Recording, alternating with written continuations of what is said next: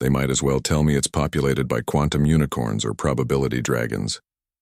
Admiral Quilaxian's derision echoed through the command bridge as he dismissed humanity as mere legend. But the signals from Earth contained evidence that couldn't be ignored. Complex mathematics, advanced communications, even references to companion quadrupeds. The Forbidden Archive suggested these weren't myths at all. What happens when an empire built on certainty encounters a species it refused to believe existed? Admiral Zorb Quilaxian's eyes swept across the tactical display, pinning the blue-green world in its crosshairs. Standard classification protocol. Target designation Gamma 9. Low priority. Atmospheric composition ideal. No orbital defenses. No energy signatures matching known galactic weapons. Minimal fleet presence required. Standard pacification time. Less than 1 dinner cycle. A clean, predictable operation. Science Officer Pix approached the command dais. Her mandibles worked silently for a moment before she spoke. Admiral, a data anomaly in the passive scans. Recurring mathematical sequences detected across their global network. Not random. Quilaxian didn't look up from the projected resource yield reports. Atmospheric interference. Solar radiation patterns. You are cataloging noise, officer. The sequences are complex, Admiral. Prime numbers. Harmonic progressions. They repeat with intentional structure. I have read reports of similar patterns in gas giant ring systems. In crystalline formations on dead moons, the Admiral said, his voice flat. You might as well be reporting fairy tales. Mythical creatures. A species of quantum unicorns or probability dragons living in their upper atmosphere. They are pre-warp, pre-unity. Their largest structures are primitive orbital stations. They fight amongst themselves over invisible lines on maps. The assessment is clear. The bridge crew exchanged glances. The tactical officer shifted his weight. The comms operator's antennae drooped slightly. They all saw the same data stream, the same stubborn inconsistencies the automated systems kept flagging and dismissing. Imperial doctrine was explicit. Observable threats took precedence. Visual confirmation of warships, energy readings from weapons fire, power signatures from FTL-capable vessels. Anything else was speculation. Anything else was a distraction from the Emperor's clear directive. Expand the borders, secure the resources, and report victory. The Emperor expected a swift conquest. A new jewel for the Imperial crown, its population neatly catalogued and put to work. This was not the time for a junior science officer's academic curiosity to delay the fleet's momentum. Hesitation was a greater failure than a miscalculation. The anomaly is noted and logged, Science Officer. Dismissed. Quilaxian's tone left no room for debate. He turned back to the main viewer where the planet hung, serene and vulnerable. Navigation. Plot the jump to attack coordinates. All ships prepare for immediate transition to high orbit. Deployment pattern Rho. The order echoed through the fleet. 100 ships powered their jump drives, their energy signatures flaring across the void. The assessment was complete. The decision was made. The invasion would proceed on schedule, a perfect execution of Imperial will against a primitive, divided, and utterly mythical foe. The coordinates locked. Space tore open. The fleet vanished, leaving only the fading ripple of their hubris. Science Officer Pix waited until her shift rotation ended and the command deck cleared. Then she bypassed 3 security layers to access the deep Imperial archives. The forbidden section. It wasn't illegal, technically. Just career suicide if discovered without proper clearance. Her terminal glowed with data older than the current dynasty. She filtered for myths, for legends, for warnings dismissed by Imperial scholars across 10,000 cycles. She found the entry. It wasn't filed under intelligent species. It was under allegorical threats. The entry was thin, fragmented, older than coherent record-keeping. It described a species of soft-skinned bipeds from a blue-green world. It mentioned their unnerving adaptability, their capacity to reverse engineer any technology they encountered, no matter the origin. The report cited an incident where an exploration probe had been captured, dismantled, and its comms array repurposed into a planetary defense grid within a single local year. The archivist had appended a note, likely metaphorical, serves as a cautionary tale against technological hubris. Another fragment described their companion quadrupeds, canines. The archive's description of loyal, pack-hunting animals matched the biological data from Earth's transmissions perfectly. It was not a myth. It was a field report. The oldest text was a warning etched on a data slate recovered from a derelict scout ship.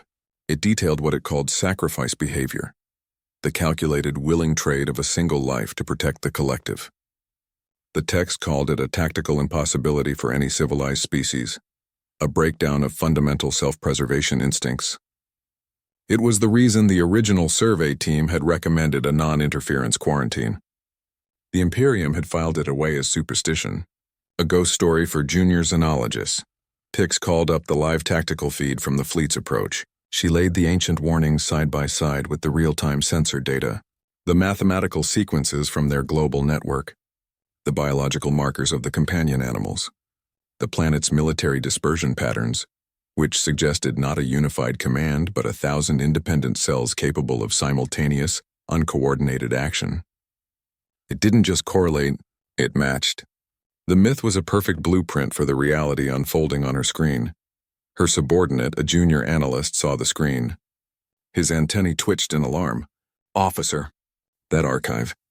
"The clearance level." "I am aware," Pix said, her voice flat.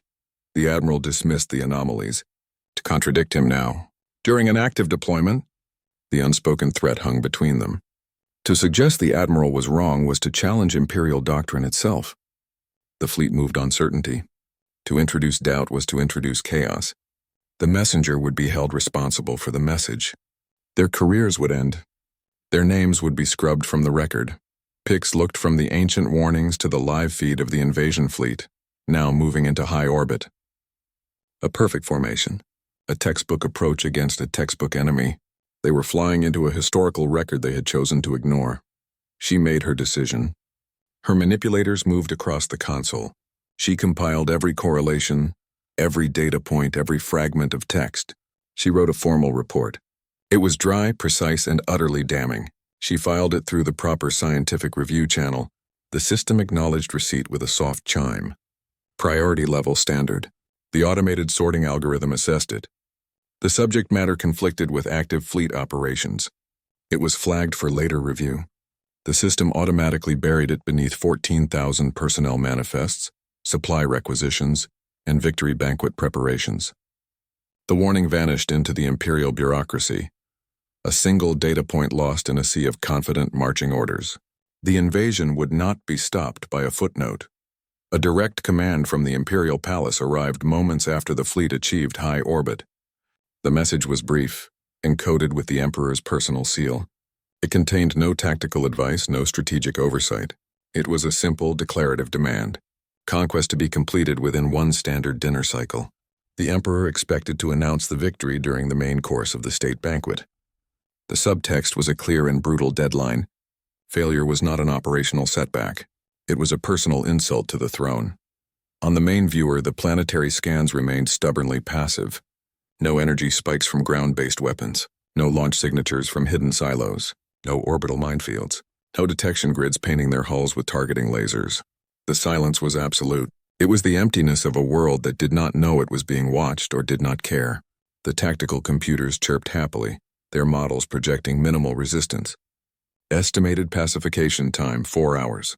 Estimated casualty rate for the invasion force, 0.003%. The numbers were a formality, a ritual to be observed before the real work began. Logistical teams were already prioritizing resource extraction. They cataloged mineral deposits, plotted optimal refinery locations, and drafted population allocation charts. The planning focused on processing, on transport, on the efficient conversion of a living world into imperial property. Combat was a secondary consideration, a brief, messy preamble to the main event of strip mining and genetic cataloging. The dropships were loaded with restraint fields and cataloging drones, not breaching charges and heavy munitions. Combat effectiveness plummeted. Field commanders grew hesitant to deploy advanced equipment. Every drone sent out was a potential enemy asset. Every weapon lost was a new threat. The technological gap, the Imperium's greatest advantage, was evaporating. It was being actively turned against them. The battlefield was filling with weapons they had built, now behaving in ways their designers never conceived. The requests started coming in.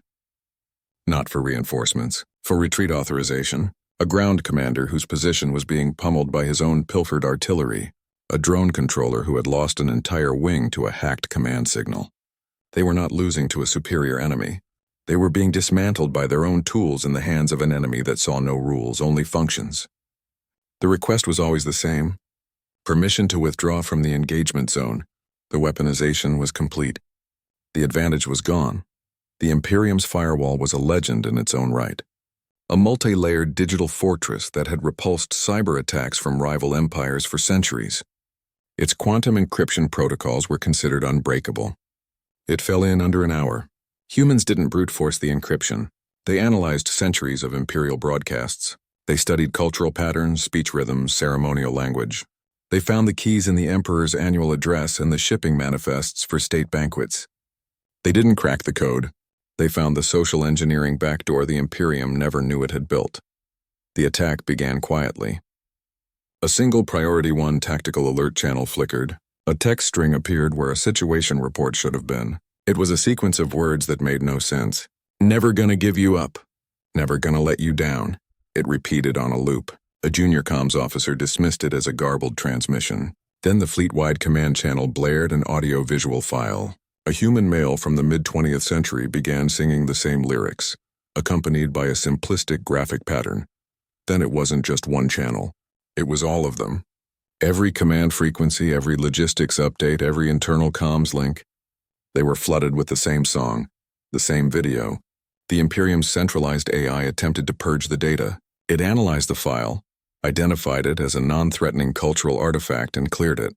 The moment it did, 1,000 variants flooded in. Slightly altered audio frequencies, different video resolutions. The AI's processing power, a significant portion of the fleet's computational backbone, became entirely dedicated to identifying and deleting this one meaningless file. It was a digital denial of service attack using a pop song as a weapon. The chaos was absolute. A battalion on the ground would request artillery support and receive a high-resolution image of a feline with poor grammar. A dropship pilot asking for landing clearance would get a string of numerical sequences related to a human baked good. The network became a torrent of absurdity. Orders were lost. Reports were corrupted. The fleet's nervous system was having a seizure.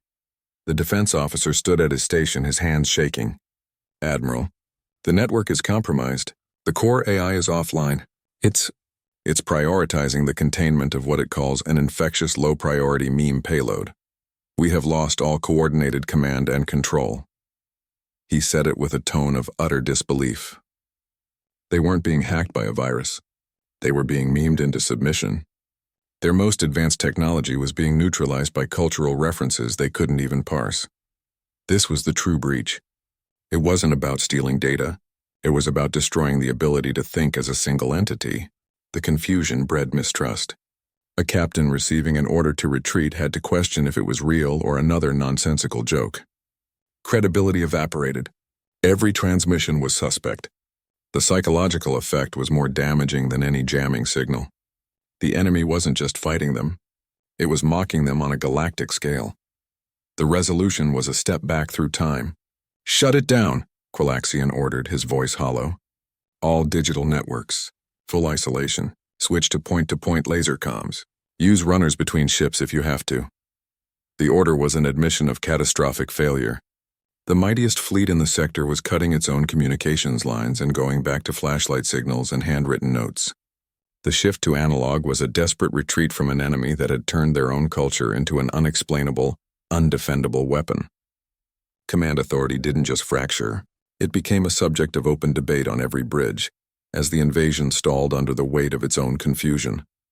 The flagship's external sensors registered the contact as a micrometeoroid shower. Standard filtration systems diverted the alert to a lower priority analysis queue. It was not a meteoroid shower. It was a cluster of fused silica and scrap metal shaped to mimic one. Inside each fragment was a human in a pressure suit welded together from salvage. Their life support was a backpack of compressed air and a hand warmer. Their navigation system was a printed schematic of the flagship's hull, annotated with airlock locations copied from a captured drone's internal mapping data. They moved not with thrusters but with simple mechanical grapnels. It was not a boarding action. It was a parasitic attachment. The security grid did not see them. The system was calibrated for energy signatures, for hull breaches, for organized assault patterns. It was not calibrated for a slow, silent physical crawl across the outer hull. They reached a maintenance airlock. Their tools were thermal lances built from repurposed industrial cutters. They burned through the manual override panel, spliced 2 wires, and cycled the lock. The internal pressure sensors logged the event as a routine atmospheric adjustment. The security AI, still partially occupied with purging the human music files, assigned it a negligible risk score. The boarding party was inside. They left the airlock open, a silent, unlocked door into the heart of the ship. They moved through the corridors. Their pace was not a run. It was a steady, purposeful walk. They held data slates displaying the stolen deck plans. They turned corners without hesitation. They bypassed security checkpoints by using maintenance ducts marked on the schematics. They did not engage anyone. They simply walked, a group of 20 humans in makeshift suits as if they had every right to be there. Crew members passed them.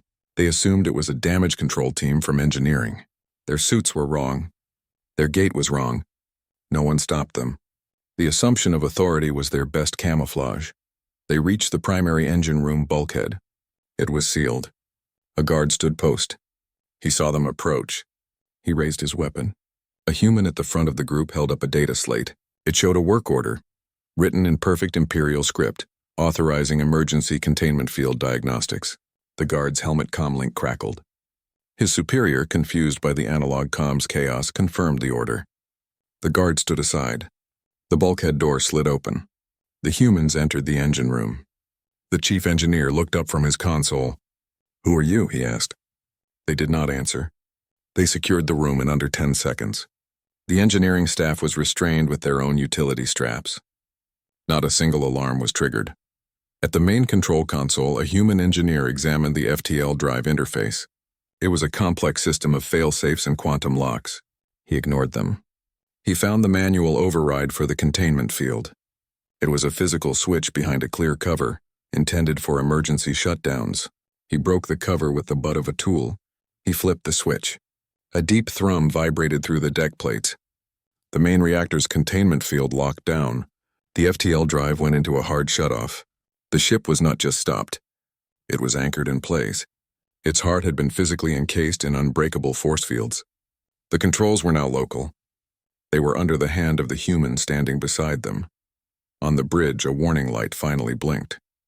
A single amber indicator, unauthorized manual override engaged on main drive containment. It was a low-priority engineering alert. The tactical officer noticed it. He called it out. "Admiral, we have a local control lock on the drive systems. Engineering is not responding." A second light flashed. Internal sensors showed a concentration of unidentified life signs in the main engineering bay. The security feed from the engine room flickered onto the main viewer. It showed the human crew at the controls. The Imperial engineers were sitting on the floor, tied up. A human with general's insignia on his improvised suit stepped up to the comms panel. He leaned forward. His voice, calm and clear, came over the bridge speakers. "Admiral Quilaxian, this is General Baxter. We have control of your propulsion systems. I suggest you hear our terms." The Admiral stared at the viewer. He looked at the human standing in the engine room of his flagship. He looked at the locked drive controls on his own console. His command center was intact. His weapons were online. His crew was at their stations. And none of it mattered. The ship was a floating prison. He was no longer an admiral in command of an invasion. He was a hostage in his own chair. The realization was a cold physical weight in his chest. The flagship had been compromised. The invasion was over. The negotiation was about to begin. Admiral Zorb leaned back in his command throne, a thin smile stretching his features. "Begin the initial landings. Mark the coordinates for the primary administrative centers.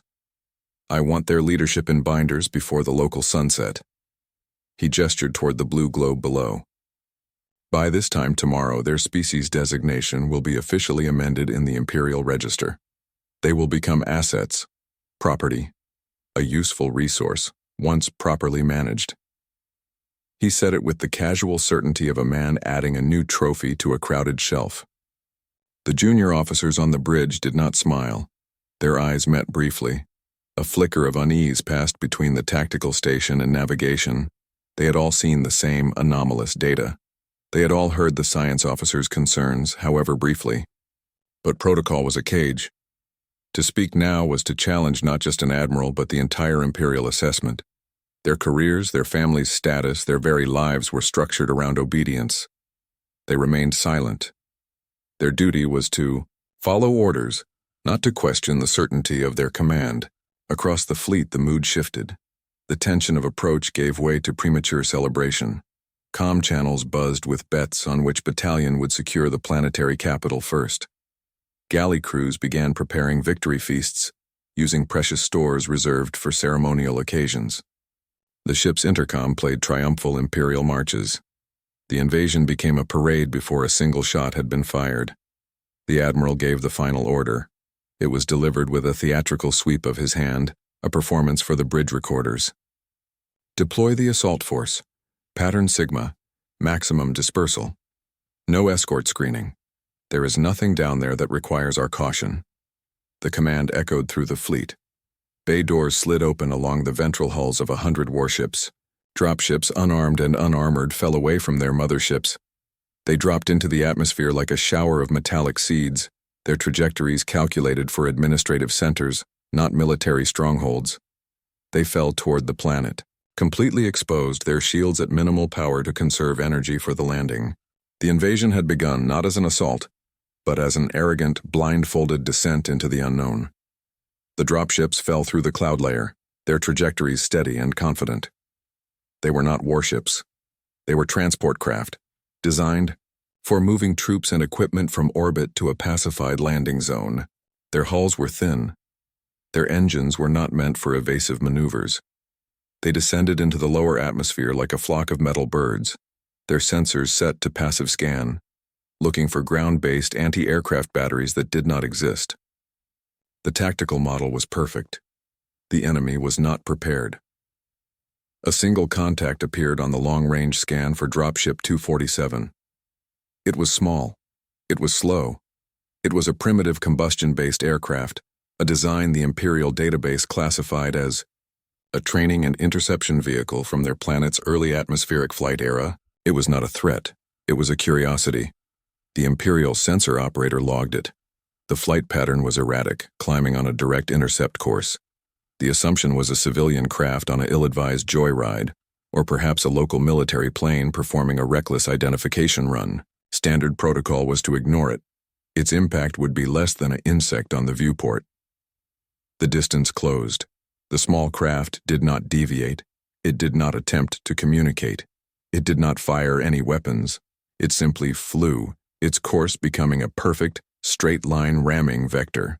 The sensor operator's console chimed a low-priority proximity alert. The dropship pilot glanced at it, then dismissed it. He was following his descent profile. A collision with such a small, slow object would cause superficial damage at most. It was an annoyance, not an attack. Then the sensors screamed a new warning. A massive, rapidly building energy signature erupted from the small aircraft.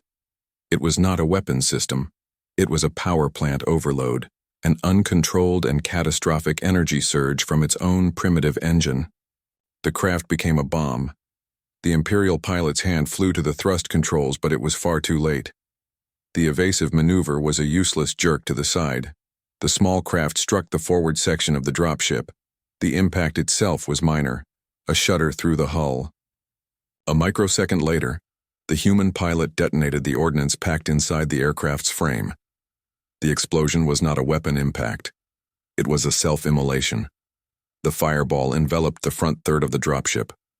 The view on the bridge tack display flared white, then dissolved into static. The transponder signal for dropship 247 vanished from the fleet net. The bridge was silent. Officers stared at their screens. The tactical officer ran the damage assessment. No secondary explosions. No debris field. No life signs. The dropship and its full complement of 74 troops and crew were simply gone. Vaporized. The report scrolled across the main display. Total loss. Cause of destruction. Intentional ramming by a piloted craft with an improvised explosive yield. There was no mistake. The pilot had flown that plane with the sole purpose of dying to take the dropship with him. Science Officer Pix did not look up from her station. Her screen still displayed the forbidden archive entry on human sacrifice behavior. The text described the exact event they had just witnessed. A single life traded for a tactical objective. A calculation no Imperial soldier would ever make. It was not a myth. It was a proven, effective, and horrifying military doctrine. Admiral Quilaxian's mandibles tightened. The easy confidence of moments before was gone. His order, when it came, was quiet. A stark contrast to his previous theatrical commands. All dropships, increase altitude, deploy escort screens, full active sensor sweeps. I want a threat analysis on every airborne object, no matter how small or primitive. He did not look at Science Officer Pix. He did not acknowledge the archive. He simply gave the order, his voice stripped of its certainty. The first engagement was over. The Imperium had lost a ship, and they had just learned their enemy's opening move was to willingly erase themselves from existence. Imperial salvage teams worked in the open. They didn't even bother with cover. A drone went down to ground fire. A squad's plasma rifle malfunctioned and was left behind during a tactical withdrawal. They assumed the technology was safe. Their systems had integrated security locks, proprietary firmware, hardware-level encryption. A primitive species wouldn't possess the tools to open the casing, let alone understand the components inside. It was a matter of foundational science. Human engineers arrived at the crash sites within the hour. They came in unarmored trucks, wearing practical work clothes. They set up portable floodlights and got to work while local militia units provided security against Imperial patrols. They didn't have multi-spectrum molecular scanners. They had crowbars, plasma cutters jury-rigged from welding equipment, and a seemingly innate understanding of mechanical force. They pried the advanced alloys apart. They severed data conduits and power feeds with brute force. They worked under the constant threat of orbital bombardment, their movements efficient, their focus absolute. The first reports reached the Fleet Command within 3 hours of the first equipment loss. A scout team's long-range visuals showed a human militia unit firing Imperial-issue plasma rifles. The power settings were erratic, the beams unstable. The weapons had been stripped of their safety limiters. They were being fired until they overheated and melted down, trading their operational life for a few minutes of overwhelming firepower. The humans treated them as disposable tools. Then a heavier incident. An Imperial armored personnel carrier, disabled by a lucky hit to its motivator, was found hours later. The humans had bypassed its security locks and rewired its main power cell. They turned the entire vehicle into a stationary artillery piece. They fired its main cannon once, overloading the system. The resulting explosion took out the carrier and the Imperial recovery team sent to secure it. The humans had used Imperial technology as a single-use bomb.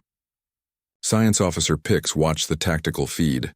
She saw a squad of Imperial troopers ambushed by their own combat drones. The drones' IFF transponders had been reprogrammed. They now identified Imperial life signs as hostiles. The archive warnings echoed in her mind. Adaptability was too clean a word. This was instantaneous technological cannibalism. They didn't just use the tools.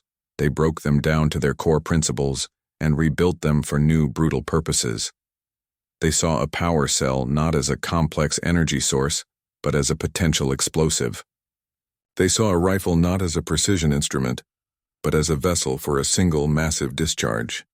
The Imperial War College convened in the main amphitheater. The subject was not a new enemy. It was an old doctrine.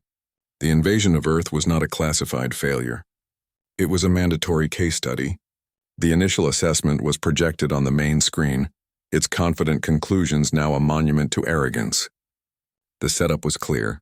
Every officer in the fleet needed to understand why they had lost. The failure was systemic.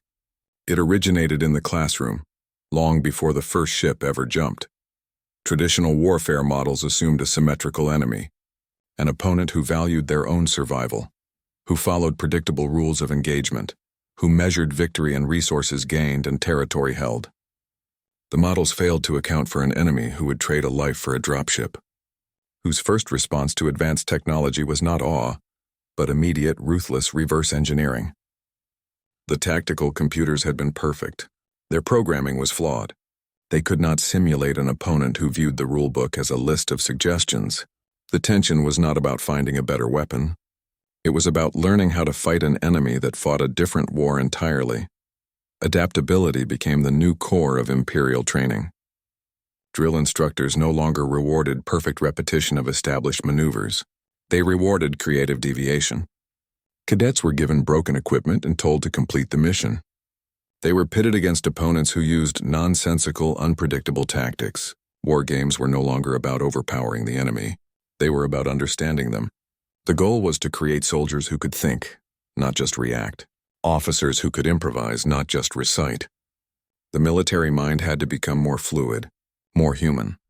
The resolution was a complete evolution of strategic doctrine. Brute force was relegated to a tool, not a solution.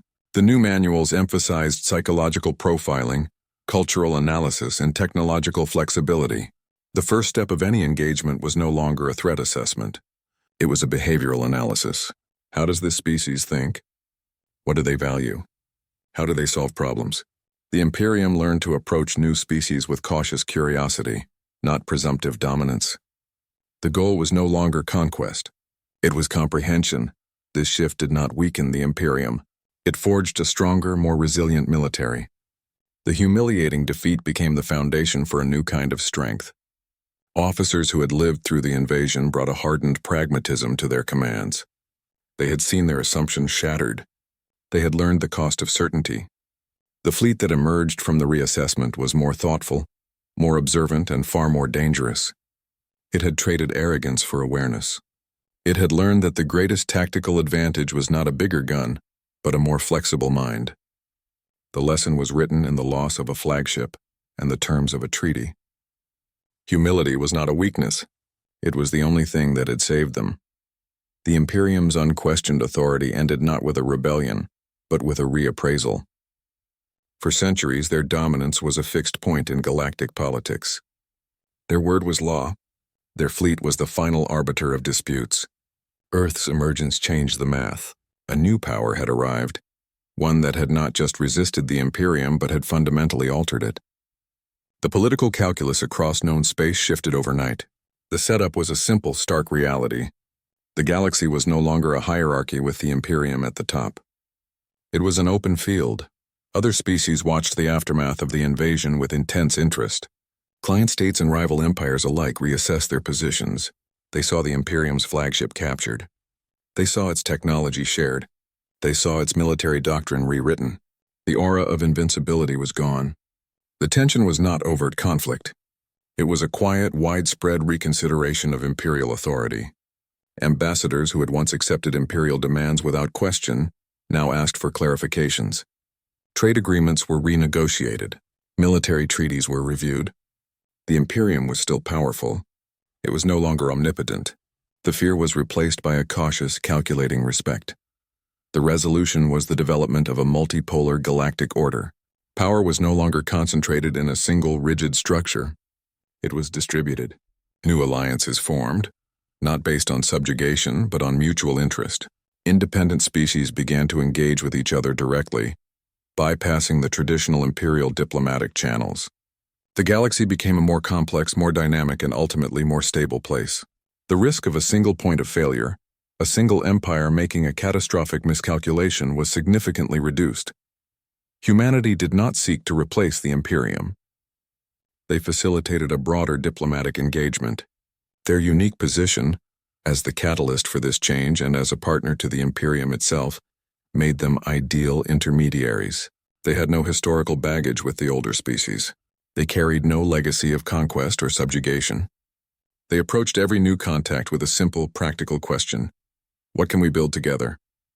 Their first interstellar vessel was not a warship. It was a diplomatic courier, designed for speed and communication. Its hull marked with the symbols of a dozen different species it was tasked to connect. Human diplomats proved unexpectedly effective. They lacked the formal, centuries-old protocols of imperial envoys. They spoke plainly. They listened actively. They were not afraid to admit what they didn't know. This directness cut through layers of galactic bureaucracy and mistrust. They arranged the first multilateral trade summit between the Imperium and the Cygnian hegemony, two powers that had been in a state of Cold War for generations. They mediated a resource dispute in the Loranus cluster by proposing a joint mining operation instead of a territorial division. They acted as a neutral party, an honest broker whose only agenda was fostering cooperation. Their goal was not to accumulate power, but to distribute opportunity. The new balance was not a return to chaos. It was a move toward a more resilient system. The Imperium remained a major power, but it was now one voice among many. Its influence was tempered by the presence of other strong, independent forces and by the facilitating role of humanity. The galaxy was no longer an empire. It was a community. The change was profound. It meant that no single species could dictate the future for all. The security of the galaxy now rested on a web of interconnected interests and relationships, a system far more robust than the rule of one. The invasion had failed to conquer a world. It had succeeded in reshaping the entire political landscape of known space. The old order was gone. A new, more complicated and far more interesting one had taken its place. The invasion of Earth became mandatory curriculum at every major military academy in known space. It was not studied as a battle. It was studied as a systemic failure. Cadets pored over the tactical logs from the flagship's bridge. They analyzed the moment the first dropship vaporized. They read the forbidden archive entries that had been dismissed as myth. The setup was a complete deconstruction of arrogance. The lesson was simple. Doctrine is a tool, not a religion. Assumptions are vulnerabilities. The classroom became a place to learn how to be wrong. Traditional powers across the galaxy conducted quiet internal reviews. The Cathar hegemony, a longtime rival of the Imperium, paused its own expansionist plans along the Cygnus frontier. They had watched the entire engagement unfold through long-range monitors. They saw the Imperium's finest fleet humbled not by superior firepower, but by a fundamental misunderstanding of its enemy. The tension was a cold reassessment of first contact protocols. The old model, scan, assess, invade, was now seen as dangerously simplistic. Every Admiralty board began asking new questions. What don't we know? What are we missing? The focus shifted from resource yield projections to cultural and behavioral analysis. The goal was no longer conquest. It was comprehension. The resolution was a quiet cultural shift in interstellar politics. Humility became a valued strategic asset, not a sign of weakness. An admiral who admitted the limits of their intelligence was now seen as prudent. A diplomat who approached a new species with cautious curiosity was seen as competent. The era of bluster and unquestioned superiority ended. It was replaced by an era of measured, informed engagement. The event served as a permanent corrective, a reminder that the galaxy was vast, unknown, and full of surprises. A single miscalculation could cost you a fleet. A little humility could save an empire. The admiral stared at the main viewer. General Baxter's image was crisp, his posture relaxed. He stood in the heart of the flagship's engineering section, a space that should have been the most secure location on the ship. He held no weapon. He didn't need one. His hand rested near the manual override for the main reactor's emergency containment field. One motion could turn the entire ship into a drifting tomb. The admiral's command console was a maze of useless lights. He had weapons, shields, communications, but he had no engines. He was a predator trapped in a cage of his own design. "Admiral," Baxter began, his voice devoid of triumph. It was the tone of a man stating simple facts. "Your fleet will withdraw from Earth's orbit immediately. All ground forces will cease operations and prepare for evacuation. This is not a request. It is the prerequisite for any further discussion." The demand hung in the air. It was the absolute reversal of the order he had given hours before. The invader was now being ordered to leave. Baxter continued, his demands precise and clinical. "You will provide complete technical schematics for your primary propulsion systems. FTL drive mechanics, containment field geometry, power coupling specifications. Considerate reparations for the damage your invasion has caused." He was not asking for trophies. He was asking for the foundational technology that had brought the Imperium to their doorstep. He was asking for the keys to the galaxy. You will also transmit the spatial coordinates of your homeworld and the core systems of your Imperium. A full political and cultural overview. We will be updating our records. The statement was delivered with dry irony. They were demanding the very intelligence package the Imperium had intended to compile on them. The assessed had become the assessors. The observed were now observing. On the bridge, the Imperial officers stood frozen. The tactical officer's hand hovered over his sidearm, a useless gesture. The comms operator looked down, unable to meet the Admiral's gaze. The humiliation was a physical presence. Surrender was a concept drilled into them for dealing with rival empires. It involved honor, ceremony, negotiated terms between equals. This was different. This was capitulation to a species they had dismissed as primitive. Their entire doctrine, their cultural identity of superiority, shattered in the face of a man in a welded-together suit giving them orders from their own engine room. The power dynamic hadn't just shifted. It had been inverted and handed to the enemy. Admiral Quilaxian found his voice. It was quieter than he intended. "And if we refuse, you will destroy my ship? Your planet remains under our guns." It was a weak play for leverage. They both knew the other ships would not fire on the flagship. It would be an unthinkable act. Baxter's expression didn't change. "Destruction is an option. A wasteful one. I am proposing an alternative." The shift was so sudden it took a moment to process. He wasn't just demanding surrender. He was opening a negotiation. "Your Imperium clearly values expansion, knowledge, resources. We can provide a more efficient path to those goals than invasion." He laid it out. A mutual defense and technology exchange partnership. Human ingenuity applied to Imperial science. Our adaptive problem-solving for your structured research. Your stellar charts for our homegrown resilience. It was a proposal for alliance. The very species he had called mythical hours before was now offering to make the Imperium stronger, smarter, faster. The invasion had failed. The opportunity, Baxter suggested, had just begun. The offer wasn't just a way out. It was a door to a future the Imperium's rigid doctrine could never have imagined. The Admiral's refusal to believe in humans had been his first mistake. His refusal to see their value might be his last. General Baxter watched the Admiral's face on his own crude display. He saw the rigid tension, the refusal to process the situation. He decided to clarify the terms. "Not with threats, with philosophy. Your doctrine is your weakness, Admiral. You see a set of rules, a checklist for victory. We see a set of suggestions, a starting point for creative problem-solving." He said it plainly. There was no pride in his voice. It was a simple statement of operational fact. The Imperial Military Code was a volume of absolutes. Protocol dictated engagement ranges, weapon yields, acceptable casualty ratios. Every scenario had a pre-written solution. Initiative was a punishable offense if it deviated from the plan. The rules were a cage. They provided certainty, but they removed the ability to adapt. They created soldiers who could execute a perfect orbital bombardment, but who froze when a single human turned a rifle into a bomb. The system valued predictable outcomes over effective ones. Human adaptability wasn't a trained skill. It was a cultural default. It came from a history of scarcity and conflict. If you lacked the right tool, you used the wrong one until it worked. If the instruction manual said a power cell couldn't be overcharged, a human engineer saw that as a challenge, not a limitation.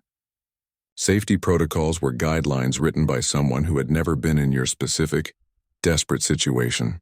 This flexibility was the reason a dropship could be destroyed by a modified aircraft. It was the reason their network had fallen to a cultural artifact. It was the reason he was standing in the engine room. They weren't fighting a military. They were fighting a paradigm. Admiral Quilaxian finally understood. The loss of the dropship wasn't a fluke. The technology reversal wasn't luck. The information attack wasn't sorcery. It was all the same symptom. His forces were designed to fight a mirror image of themselves, an enemy that used the same rulebook. They were completely unequipped to fight an enemy that had thrown the rulebook away and used the pages for kindling. His greatest strength, rigid, unchanging doctrine, had become his single point of failure. The realization was a cold shock.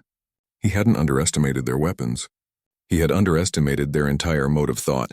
Baxter saw the shift in the Admiral's posture. The defiance drained away, replaced by a dawning, humiliating comprehension. "You came here for resources, for expansion. Your current method is inefficient. It creates resentment. It leaves potential assets smoldering on the ground." He gestured around the engine room.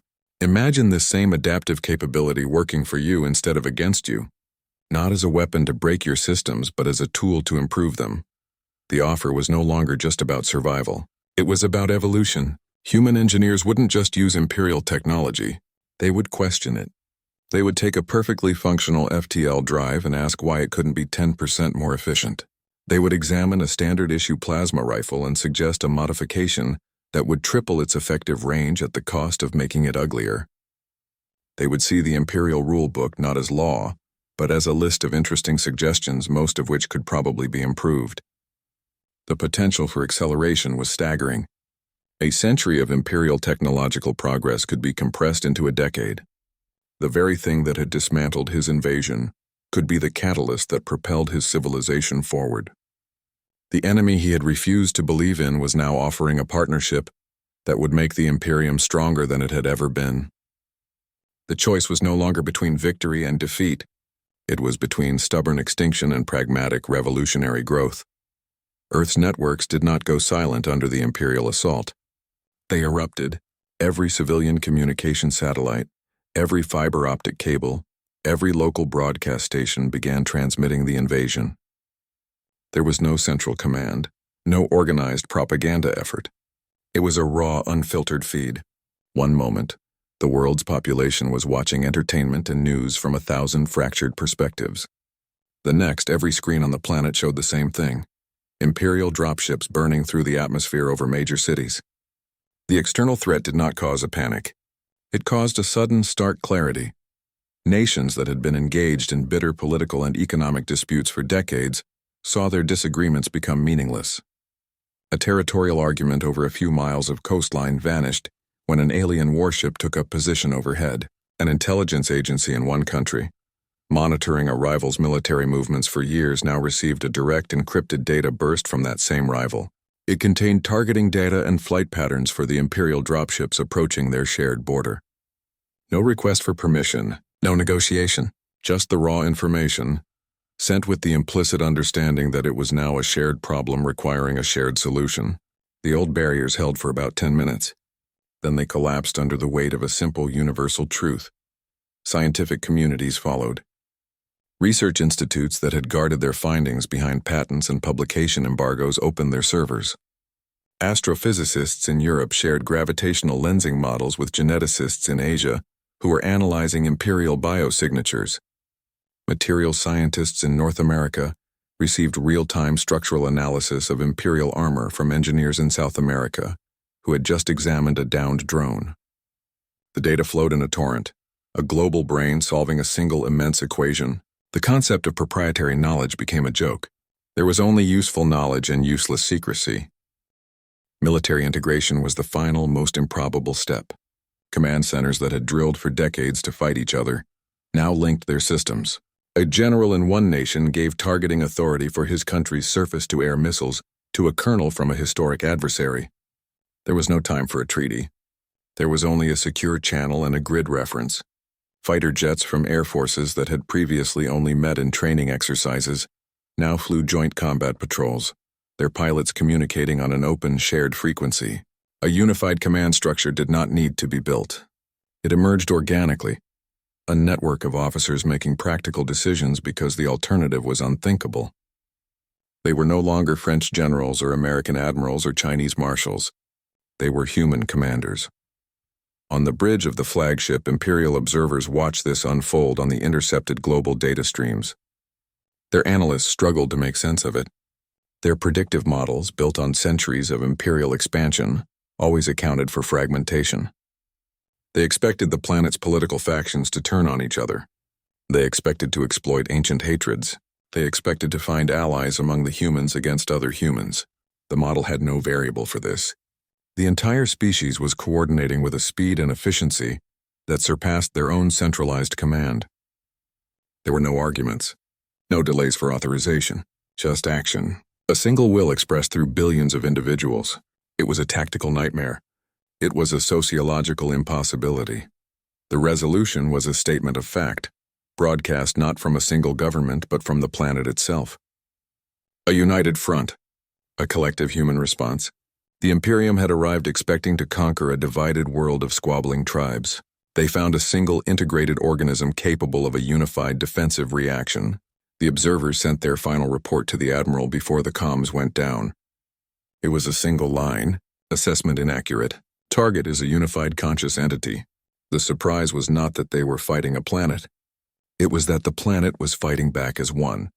General Baxter remained at the console in the engine room. He had their propulsion. He had their attention. The transition was immediate and absolute. The tone on the bridge shifted from military engagement to a strained, silent negotiation. The humans held every card. They did not gloat. They simply stated the new reality. The fighting was over. The talking had begun. The military advantage was not a weapon to be used. It was a foundation to be built upon. The Imperial command staff gathered around the Admiral's station. They debated the terms in hushed, urgent tones. To accept was humiliation. It meant acknowledging a complete and total defeat at the hands of a species they had dismissed as primitive.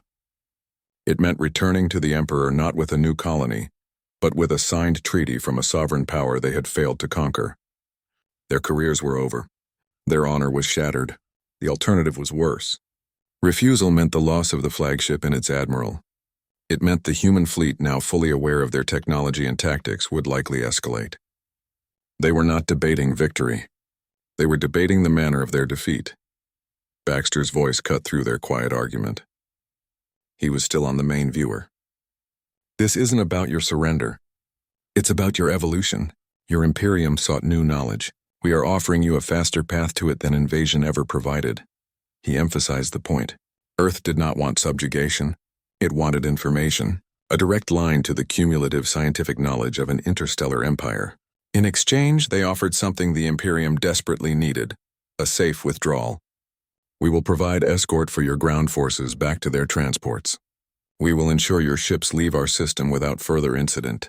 Your personnel and equipment will be returned intact. It was an offer of protection from the very chaos they had created. The invader was being offered safe passage home by the defender. He made one point non-negotiable.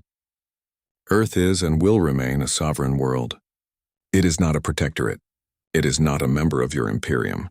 It is an independent ally. This is the only basis for any agreement. The statement was final. There would be no flag planted, no Imperial governor appointed, no resources claimed. The planet belonged to itself. The demand was the ultimate inversion of their entire mission. The resolution came not from a change of heart, but from a cold calculation of practical benefits. The Admiral looked at his officers. He saw the same realization on their faces. They had lost the war. They could still win the peace. An alliance with a species that could reverse engineer their technology in hours, unite a planet in minutes, and board a flagship without triggering a single alarm. That was not a concession. It was an opportunity. The potential for technological exchange was staggering. Human adaptability applied to Imperial science could advance their research by centuries. The humiliation of defeat began to be replaced by the pragmatic awareness of a massive strategic gain. Both sides would gain. The Imperium would receive a partner capable of solving problems they didn't even know they had. Humanity would receive the keys to the stars, the knowledge to build an interstellar civilization without the millennia of trial and error. It was not the victory the Emperor had demanded over dinner. It was a far greater prize than any of them had imagined when they jumped into the system. The agreement was a silent nod between the Admiral and his staff. They would accept the terms. The invasion had ended. The partnership was about to begin. Science Officer Pix sat before the main archive terminal. Her security clearance had been upgraded. The forbidden section was now her primary workspace. Her first task was not exploration. It was correction. The old entries on humanity were not just inaccurate. They were dangerously wrong. They were labeled allegory, myth, superstition. They needed to be reclassified as historical record. It was a procedural nightmare. The Imperial database was a monument to certainty. Admitting error was not simply an update. It was a philosophical upheaval. The existing entry described humans as a theoretical construct, a cautionary tale about the dangers of unchecked curiosity. It used phrases like likely metaphorical and symbolic representation. Pix highlighted each one. She replaced them with direct observations from the fleet's sensor logs. The mythical sacrifice behavior was now a documented tactical event, cross-referenced with the loss of Dropship 247. The allegorical adaptability was now a technical analysis of weapon and drone repurposing. The symbolic companion animals were now a confirmed biological fact. She moved the entire species file from allegorical threats to confirmed sapient species. The classification field glowed. She typed the new designation. Dangerous but reasonable. The shift was not contained to a single file. It triggered a system-wide update. Every historical text, every academic paper, every military briefing that had ever referenced humanity as a myth received an automated correction. 1,000 years of scholarly dismissal were overwritten in a single data cycle. The galaxy's foundational knowledge base underwent a silent, profound revision. A legend had become a fact. A ghost story had become a first contact report. The change rippled through scientific, military, and political databases across the Imperium. Future students would learn about humans not as a fable, but as a reality. The resolution was a new, standardized entry. Pix composed it herself. It described human operational philosophy, their capacity for rapid technological assimilation, their tendency toward collective action under external threat. It detailed their paradoxical nature, capable of immense destructive creativity, yet demonstrating clear strategic restraint. They had taken a flagship but not destroyed it. They had achieved orbital superiority but not used it. They had the capability to obliterate the invasion force but chose negotiation instead. The final line of the entry was a direct recommendation. Future interactions must proceed from a position of mutual respect and full disclosure. Underestimation is a critical strategic error. This was the new informed perspective. The Imperial mindset had to evolve. They could no longer approach new species with a simple checklist of technological superiority. They had to account for adaptability, for unpredictability, for the kind of creative problem-solving that could turn a pop song into a weapon and a welding torch into a boarding pass. The archive was no longer a record of what the Imperium knew to be true. It was a living document capable of being wrong and, more importantly, capable of being corrected. The greatest threat to Imperial security was no longer a rival empire with a bigger fleet. It was their own unwillingness to update their assumptions. The file was saved. The update was transmitted. The galaxy was now a little less certain and a great deal more interesting. The Imperial Data Core was not a gift. It was a hard-won concession, and humanity's engineers treated it with the cold, focused reverence of bomb disposal experts. They didn't celebrate. They got to work. The schematics for the FTL drive were not just blueprints. They were a new language of physics, a set of principles that redefined the possible. The engineers did not start by building a test reactor. They started by questioning the core assumptions in the design. Why that specific containment field geometry? Why that alloy for the subspace emitter? The reversal was not just technical. It was philosophical. They were learning the rules so they could immediately start bending them. The pace of progress was not measured in years. It was measured in design iterations. A conventional research cycle for a new propulsion system would take the Imperium a century. Humanity did it in 18 months. They didn't have a research cycle. They had a continuous global feedback loop. A team in one hemisphere would identify a structural weakness in a power converter design. A team on the other side of the planet would propose a modified alloy, synthesized in a lab that had been making solar panels the week before. The solution would be tested in a dozen simulated environments simultaneously. The process was not linear. It was an explosion of parallel development. The technological gap, which had seemed an unbridgeable chasm, was crossed in a single determined sprint. The first human-built FTL drive did not look imperial. It was uglier. It had exposed conduits and reinforcement struts welded in places the blueprints said were unnecessary.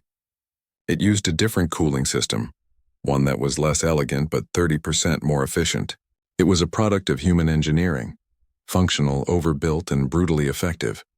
It powered up on the first test. The jump calculus was flawless. The ship vanished from lunar orbit and reappeared at the Mars transfer point without a fluctuation. The achievement was not announced with a global celebration. It was logged in a technical report. The milestone was met with a simple professional acknowledgement. The work continued. The next prototype was already on the drafting table. its design incorporating the first 300 modifications suggested during the initial test flight. Humanity did not request permission to join the interstellar community. It arrived. The first diplomatic vessel to leave the Sol system was not a converted warship. It was a new class of ship, designed from the keel up with hybrid technology. It had Imperial-derived FTL engines coupled with human-designed power distribution networks.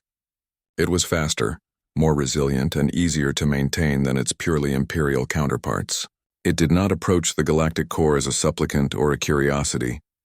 It requested docking clearance with the confident tone of an equal. The transition from isolated planet to interstellar partner was not a gradual process. It was a single decisive step over a threshold that had taken other species millennia to cross. The exchange program became the core of the new alliance. Imperial scientists arrived on Earth with rigid experimental frameworks. They left with research methodologies that embraced controlled chaos. They learned to prototype quickly, to fail cheaply, and to value a clever workaround over a perfect delayed solution. Human engineers visiting Imperial research centers brought a relentless focus on practical application. They would look at a theoretical breakthrough in quantum field manipulation and immediately sketch out 3 possible uses for planetary defense grids and urban power systems. The cross-pollination was immense. Imperial science gained speed and flexibility. Human technology gained stability and depth. The benefits were not one-sided. The Imperium found its entire technological base accelerating, its innovation cycles shortening from decades to years. The partnership was not just peaceful coexistence. It was a massive mutual upgrade. The invasion had failed. The collaboration was an unqualified, exponential success. The Imperium's Cultural Analysis Division received a new directive. Their task was no longer signal interception for military purposes. It was comprehension. They were to study human artistic output. The initial approach was clinical. They treated a symphony like a data stream. They broke a painting down into its color frequencies and compositional ratios. They ran novels through linguistic processors. The results were inconsistent. The systems could describe the technical components, but could not explain why they were arranged that way. The data was perfect. The meaning was absent. The Imperial AI, a master of pattern recognition and predictive modeling, encountered a fundamental problem. It could identify the mathematical structure of a musical composition, the harmonic progressions, the rhythmic patterns, the precise intervals. It could not understand why a minor key evoked a sense of loss or why a sudden crescendo created tension. The AI classified these emotional responses as illogical data noise. It attempted to correct human music by making it mathematically perfect, removing the dissonance and the unexpected resolutions. The result was a sterile, predictable sequence of tones. It was perfect, and it was utterly devoid of the thing that made it human. The machine could replicate the notes but could not comprehend the music. A junior analyst, one of the few who had worked directly with Science Officer Pix, proposed a different method. He fed the AI not just the art but the context. The mathematical sequences from their global networks were played alongside the symphonies. The analysis shifted. The AI began to map correlations.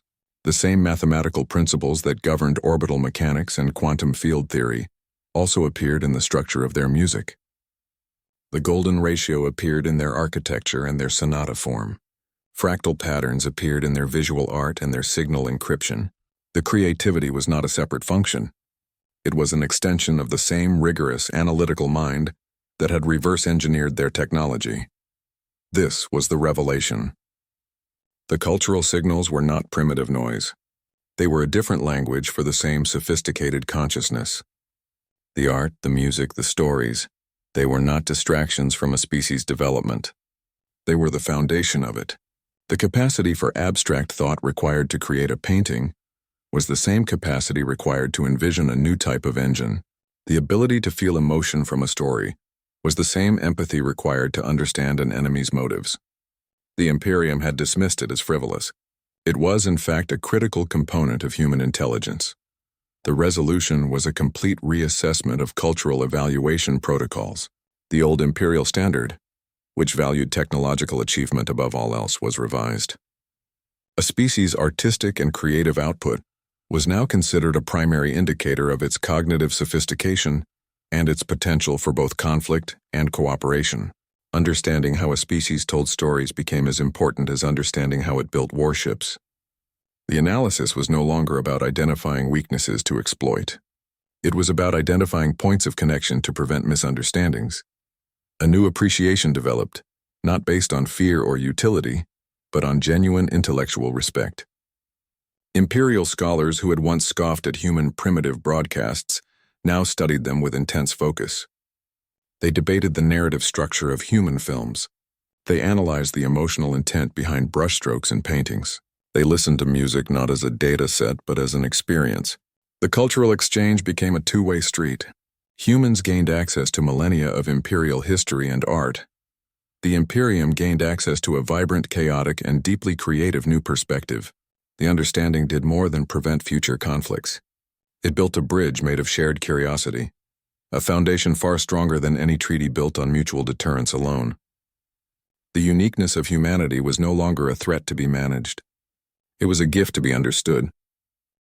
This single engagement prevented a generation of similar conflicts.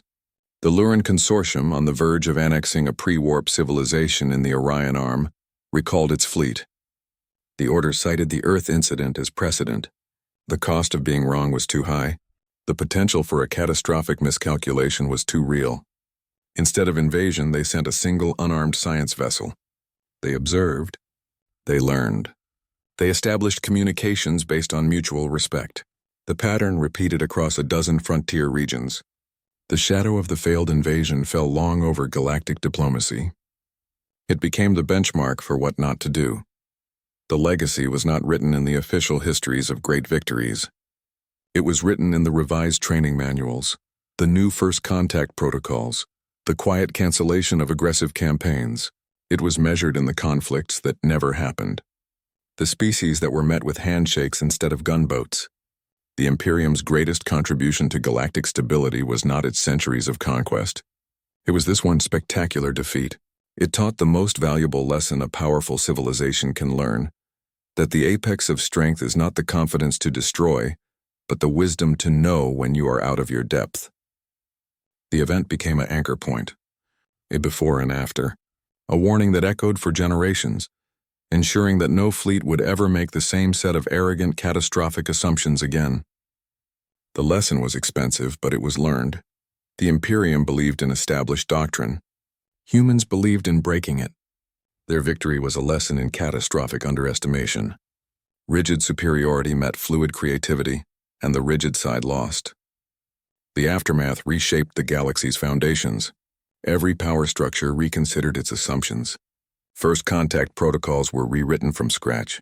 Military academies adopted new core principles centered on adaptability over brute force. The event proved that the most advanced technology is a flexible mind. Interstellar relations were permanently altered, no longer based on dominance but on a hard-learned respect for the unpredictable. A new era of cautious engagement began.